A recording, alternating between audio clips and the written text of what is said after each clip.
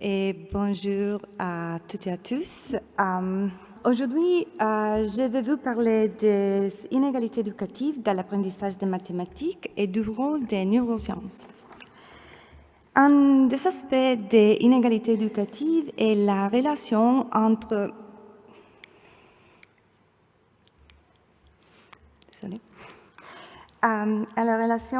les statuts socio-économiques, SSE, et la réussite scolaire. Notamment, les enfants vivant dans des SSE défavorisés sont plus susceptibles de développer des compétences inadéquates à l'école, en particulier en mathématiques et en lecture, et de présenter des troubles d'apprentissage développementaux, comme la dyslexie et la dyscalculie.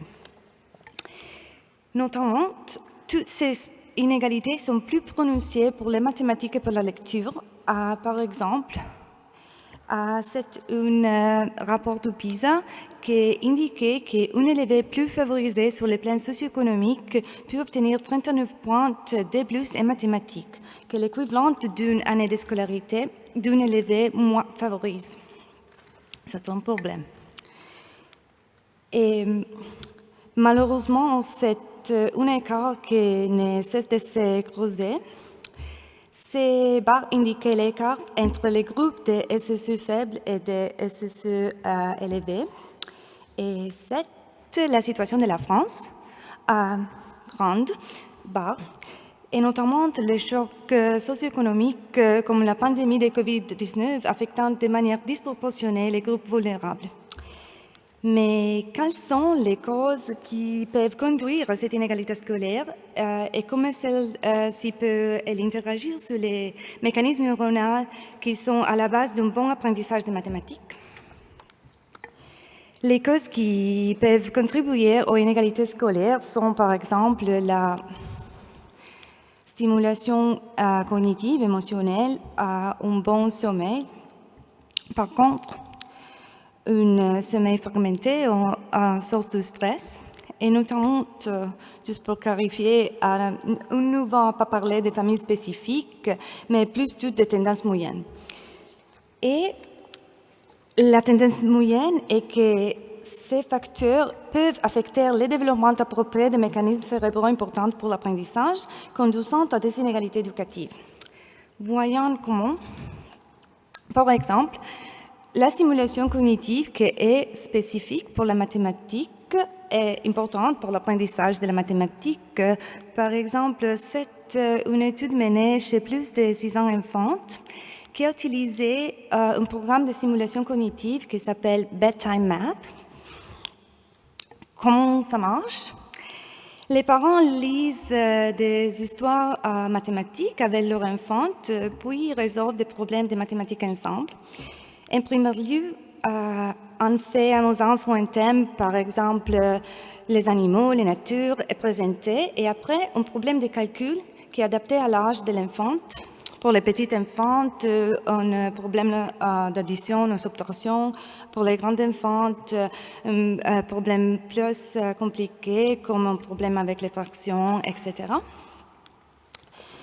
Et les auteurs ont observé que plus les parents et leurs enfants ont fait cette activité, plus les résultats mathématiques des enfants à la fin de l'année scolaire sont élevés.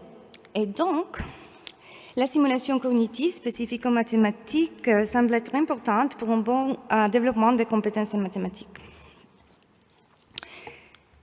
Et les cerveaux? Il est supposé que les activités formelles des mathématiques peuvent stimuler la fonctionnalité d'une région du cerveau, ce qui est important pour l'apprentissage des mathématiques. Et c'est la cortex pariétal, une région du cerveau responsable de la manipulation des quantités et des nombres. Et par exemple, c'est une région cérébrale qui est active, pendant les tâches de comparaison comme qui est plus pour des points jaune ou bleu ou différentes chiffres, différents nombres. Et désolée, mais je ne sais pas. Et cette capacité de manipuler les nombres et les quantités déjà à l'âge préscolaire est positivement corrélé à la performance en mathématiques. Et donc, il est possible que les stimulations cognitives fassent que cette région du cerveau impliquée dans la comparaison des nombres et des quantités, qui à son tour est fortement corrélée aux compétences mathématiques, se développe de la meilleure façon possible. En plus de la richesse cognitive, la richesse émotionnelle est également une facteur très importante pour le développement et les apprentissages. Par exemple, la carence affective peut entraîner des troubles de fonctionnement socio-émotionnel de l'enfant par leur effet sur la maturation du structure sous-corticale du cerveau qui régule l'émotion. Et cette région la plus importante du système cérébral émotionnel s'appelle l'amygdale. Et l'amygdale est impliquée dans tous les aspects de l'apprentissage, y compris les mathématiques, car elle est importante dans le maintien de la motivation et le plaisir d'apprendre. Et notamment, chez les enfants de faiblesse osseuse, les structures de l'amygdale semblent se développer d'une façon atypique qui pourrait être moins idéale pour l'apprentissage. Notamment, l'amygdale est la siège cérébrale de toutes nos émotions. Il a été largement démontré que ses fonctionnalités est particulièrement perturbée par des sources de stress. Et le stress constitue un aspect qui peut être fréquent dans la vie quotidienne des enfants de faiblesse osseuse. Notamment, dans ces environnements, il peut y avoir soucis constants d'argent, horaires de travail chargés, insécurité et précarité du travail. Et malheureusement, tous ces aspects ont été exacerbés par la crise socio-économique produite par la pandémie de COVID-19. Et notamment, le stress et c'est corrélé, qu'une relation a été démontrée entre les marqueurs neurophysiologiques du stress, le niveau de cortisol, l'hormone du stress, un faible SSE. Et cet écart est exacerbé avec le développement. Et il est courant d'observer que ces effets sont de plus en plus grands avec l'âge dû à l'intérêt d'intervenir tôt. De plus, il existe un stress spécifique pour la mathématique qui s'appelle l'anxiété mathématique, qui est une réaction émotionnelle négative qui se caractérise par des sentiments de stress, des situations impliquant la résolution des problèmes mathématiques, et cela peut avoir un impact sur les performances mathématiques. Une étude récente a révélé que même l'anxiété mathématique peut être liée à un fonctionnement aberrant de l'amygdale. Et dans une étude récente, nous voulions observer si une activité anormale de l'amygdale peut, à son tour, perturber négativement le système corticaux important pour la performance mathématique.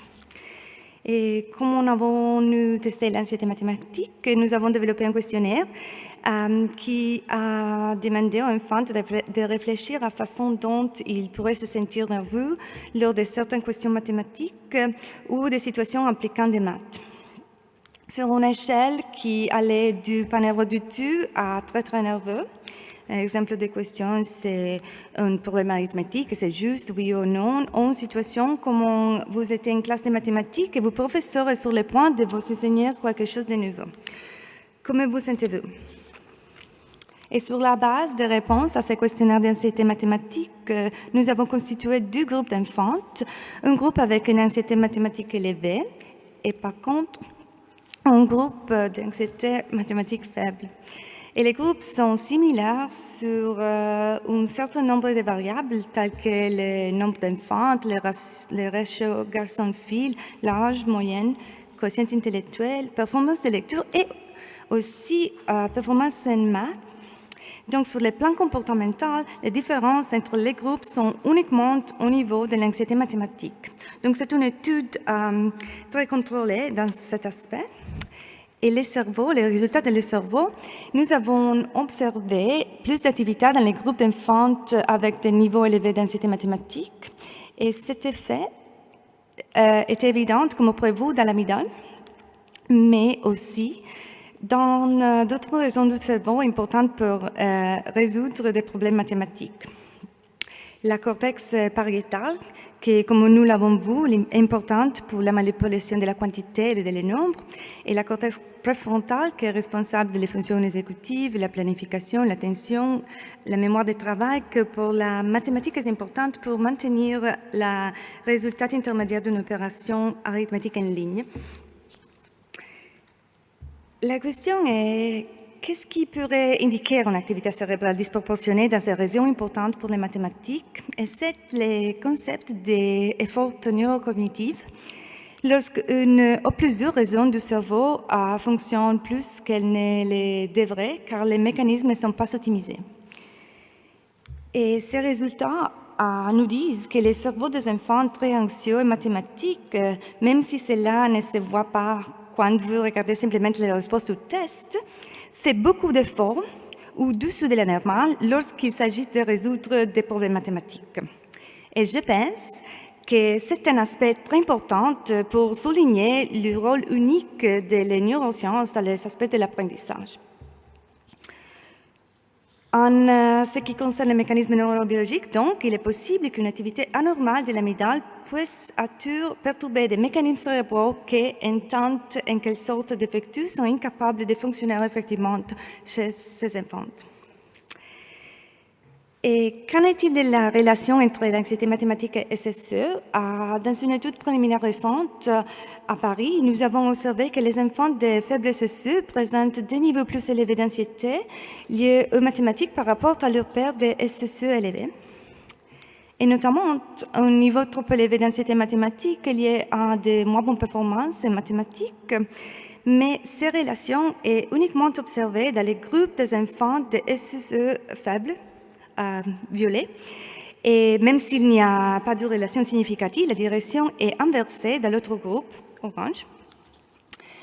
Et ces résultats semblent être conformés à l'hypothèse U inverse qui suggérait que la performance optimale se produit au niveau intermédiaire de veille, stress, vigilance. Et donc, les effets du stress peuvent être positifs.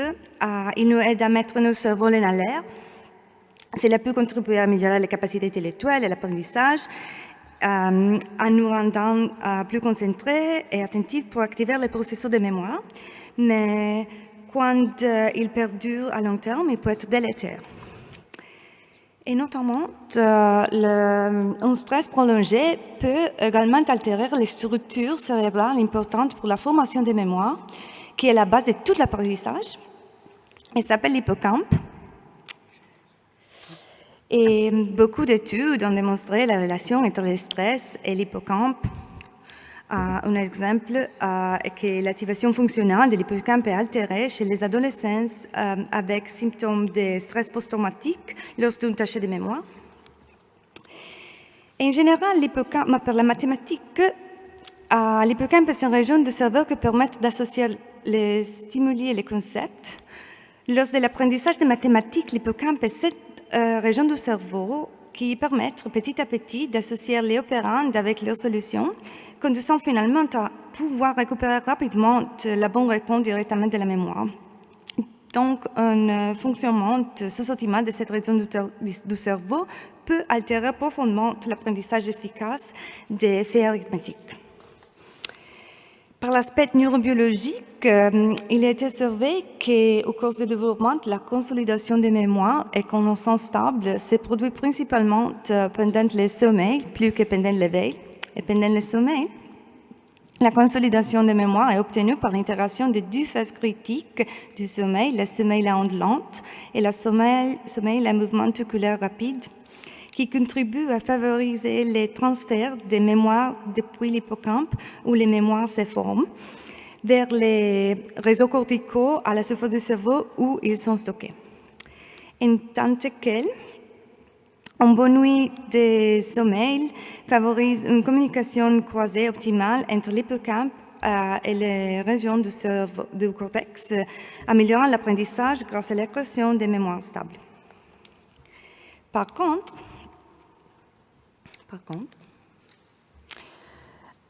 un mauvais sommeil qui peut être causé par un sommeil fragmenté, ce qui peut être causé de routine irrégulière, le stress, et qui peut être des facteurs plus fréquents dans l'environnement des faibles SSE, peut altérer ces processus de consolidation des mémoires. Et ainsi, l'effet arithmétique ne pouvait pas être transféré dans les aires corticales de la mémoire à long terme. C'est un résumé, une hypothèse de travail pour l'inégalité scolaire sur la relation entre les cerveaux SSE et l'apprentissage mathématique et que les différents facteurs qui peuvent être altérés en contexte de faibles SSE, comme la stimulation cognitive, émotionnelle, bonne, ou par contre un sommeil fragmenté, le stress, peut perturber les mécanismes cérébraux qui sont essentiels pour l'apprentissage de la mathématique, comme la cortex préfrontal, la cortex pariétal, l'hippocampe et aussi l'amygdale. Et juste une réflexion générale, une petite étude pour terminer. Pourquoi toutes ces informations neurobiologiques sont-elles importantes? Et la raison est que comprendre les mécanismes sous-jacents à l'apprentissage mathématique et les facteurs qui peuvent les effectuer peut aider à identifier des traitements d'intervention efficaces, mais aussi peut évaluer les bénéfices d'une intervention à la fois au niveau comportemental, mais aussi au niveau cérébral. C'est le concept de plasticité cérébrale. Avant, par exemple, nous avons vu qu'il est possible qu'au niveau de la performance, les enfants semblent bien se débrouiller, mais leur cerveau lutte encore plus qu'il ne le devrait. Et donc, par exemple, si une intervention est vraiment efficace, elle doit pouvoir soulager le système de leur effort neuronal. Et nous avons testé les effets d'une intervention mathématique développée à partir des connaissances neuroscientifiques. Cette intervention comprend des aspects des connaissances et manipulation de la quantité pour simuler la cortex pariétal, l'aspect sur les règles et les stratégies pour simuler la cortex frontal, préfrontal, et beaucoup d'exercices d'effets arithmétiques pour simuler l'hippocampe. Et nous avons testé cette intervention dans un groupe d'enfants avec dyscalculie développementale, DD, et un groupe d'enfants développement typique, TD, en obtenant des registrations IRM fonctionnelles avant et après l'intervention lors d'une tâche de calcul. Et la question est si une intervention basée sur ce principe neuroscientifique peut-elle améliorer à la fois les performances mathématiques et aussi l'activité chez les enfants ayant de grandes difficultés d'apprentissage mathématique. Et oui, nous avons observé que les grandes différences de performance mathématiques entre les groupes avaient disparu après l'intervention. Et aussi, les différences cérébrales que nous avons vues entre les enfants avec DD et TD ont disparu aussi après l'intervention. Et notamment, c'est un autre résultat, plus les cerveaux changent, plus les performances sont améliorées après l'intervention en les groupes de dyscalculie développementale. Donc maintenant, la question est si nous pouvons favoriser la plasticité cérébrale dans les circuits mathématiques chez les enfants à faible SSE avec des interventions qui ciblent les mécanismes hypatés. Et c'est une étude en cours que je mène, financée par l'ANR, la Commission européenne et l'Université de Paris. Si vous êtes intéressé, vous me pouvez contacter. Et après, ils sont beaucoup de questions, comme quand il est bon d'intervenir. C'est l'intervention peut avoir un effet durable ou quels sont les mécanismes de la différence individuelle, plus mécanismes de la différence individuelle et les mécanismes de résilience. Et aussi, quels sont les effets de l'environnement de la classe et de l'école et comment potentiellement les technologies d'apprentissage peuvent aider à contraster l'inégalité éducative et aussi les différences culturelles. Nous avons vu que différents pays à différentes barres d'écart d'inégalité.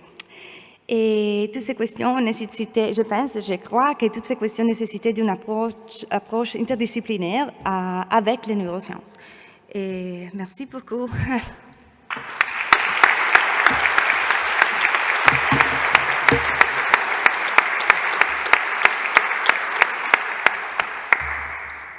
Alors, merci beaucoup Teresa pour ta présentation, bravo.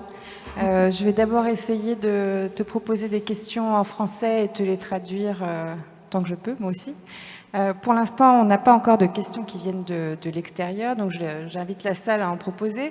Moi, je vais commencer par t'en poser une. Tu as évoqué la question des émotions, notamment de l'impact du niveau socio-économique sur peut-être l'amygdale, la maturation de l'amygdale.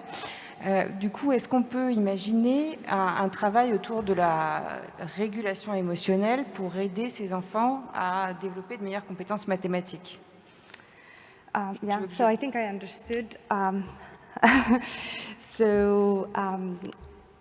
Some interventions, you can do it in different ways, and there is very little evidence about this, but it has been shown not neuroscientifically, but behaviorally that some mindfulness interventions could help for our purposes. Some data we actually have, if we think about it, in our group of children with high math anxiety, we did an intervention that was comprehensive of cognitive as well as one-on-one aspects, not so much emotional control, but that already helped the children and the brain as well. But I think it's also a question of individual differences again, so it depends, but mindfulness and because everything is interconnected, I think that also it's been shown that periods of rest before or to implement periods of rest during learning could help, which could mime some sleep aspects and so yeah, or more motivation as well, lots of rewards, that's also an option, but everything needs to be tested, but I think that that's one goal. Not too long, huh? I have to translate now. Sorry. My working memory is low. Okay. Donc il existe différents types de programmes d'intervention qui semblent efficaces, notamment autour de la pleine conscience, de la mindfulness, mais il y a différents programmes aussi qui essayent d'être plus globaux, de travailler sur différents aspects, sur le contrôle des émotions, mais aussi sur des processus cognitifs qui pourraient aider au développement des mathématiques. Il a été également montré que des périodes de pause dans les apprentissages permettent de diminuer l'anxiété mathématique. Yeah, that's good. Alors, I had a question for you. J'avais une question pour toi. Was like the relationship between like poor readers and poor students in math, and what could be the common factors that could explain that some children fail at math and reading, and what could be the intervention in those cases? Because we know that in low SES families, there are more risks for poor reading abilities, but also poor math abilities. So what could be the driving factors of those two? Let me just like rephrase it in French and then you can answer. La question que j'ai posée était de se dire que on sait que dans des enfants qui viennent de milieux défavorisés, on a plus de mauvais lecteurs, mais on a aussi plus d'élèves qui peuvent avoir des difficultés en maths, c'est ce que tu as présenté, et qu'il y a même peut-être des effets encore plus forts en mathématiques qu'en lecture. Et ma question était de savoir s'il y avait des facteurs communs qui pouvaient expliquer des déficits ou des difficultés en mathématiques et en lecture. Okay, so I know that there are different theories on reading abilities and reading interventions and reading causes or comorbidities. Maybe it doesn't, but one recent finding is that actually comorbidity between reading and math at the neural level occurs at the hippocampus level. And that's a study of a couple of years ago. And so I think within the context of SES, since I talked so much about the hippocampus and how much that brain structure could be affected by the stress, the poor sleep, and etc., I think that potentially a common denominator for both reading and math in the case of SES could be some intervention that boosts the hippocampal functioning, so some associative learning type of task, but that's just my hypothesis. I mean, like Irene is also here and she's the expert on reading, but that's the common denominator for me. Ok, donc je vais essayer d'exercer ma mémoire de travail moi aussi et vous dire que ce que Teresa suggère, c'est que possiblement, on sait qu'il y a une zone qui a l'air d'être affectée chez les enfants qui ont des difficultés en mathématiques et ceux qui ont des difficultés en lecture, ça serait l'hippocampe. Et l'hippocampe, on sait que c'est une structure sous-corticale qui est impliquée dans la mémorisation, mais aussi dans les apprentissages associatifs. Et donc, Teresa et Irène vont mener des recherches autour de cette question, de savoir si on ne pourrait pas mener des interventions justement qui joueraient sur ce facteur-là, sur des fonctions qui sont sous-tendues par l'hippocampe comme un vecteur de réduction des difficultés en lecture et en mathématiques. So, Teresa, somebody's asking more details about your intervention. First. Yes, so I didn't have time to put it on, but I think it's a very important question. The intervention was a 2 months intervention, so in a way not too long, and it was one-on-one. So every child had a tutor, and it started with, as I said, like strategies for number and quantity understanding, and then it went on to move on strategies for counting, and then strategies for breaking down problems, for example, during arithmetical learning. And the big chunk was really rehearsal of the problem with lots of game type of activities, so flashcards, but also we had like a treasure hunt, or like, so that aspect sort of like, we think, sort of boosted the word. And this is an intervention that was developed in the state by an educational researcher. Her name is Lynn Fuchs. So if someone is interested, I'm sure she's... Donc son intervention repose, repose sur, déjà dure 2 mois. 2 mois se fait en 1 pour 1, c'est-à-dire un enfant et un tuteur, et progressivement différentes compétences sont travaillées, de l'appréhension des quantités, de la capacité à aller décomposer des nombres. Et les mémoires. Et la mémoire. Et le répertoire.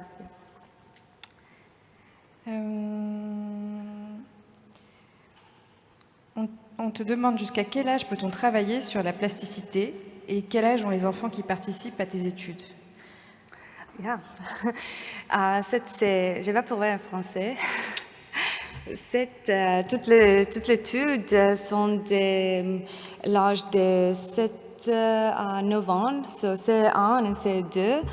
Et normalement, par exemple, la dyscalculie développementale est diagnostiquée en Italie à C1 et C2. Mais je pense que cette intervention, c'est approprié pour cet âge, mais je pense que c'est en littérature, la plasticité cérébrale, c'est comme I don't know, like it's running very fast, plus rapide à la pré-école. Et je pense que petit à petit, nous pouvons penser à différentes ways, différentes manières, différents moyens de contribuer à la plasticité cérébrale pour les différentes enfants des différents groupes.